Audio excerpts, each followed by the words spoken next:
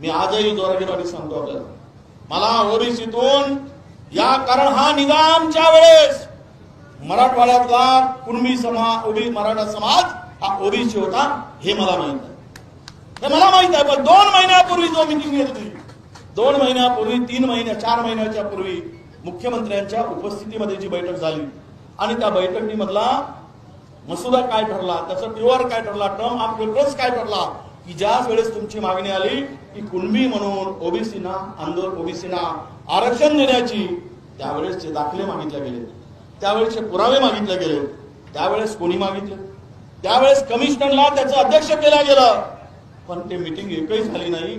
4 महिन्यात एकही मीटिंग झाली नाही, हे आपल्या सगळ्यांना माहित आहे.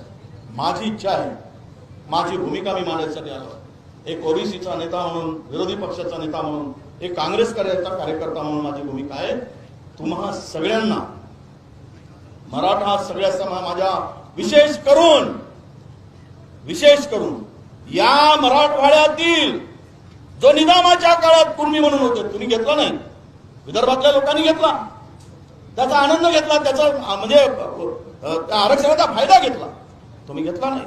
पण आजही आमची भूमिका आहे की महाराष्ट्रातील ओबीसी समाजांना, आपल्या मराठा समाजांना ओबीसीतून आरक्षण द्या, ही माझी भूमिका आहे.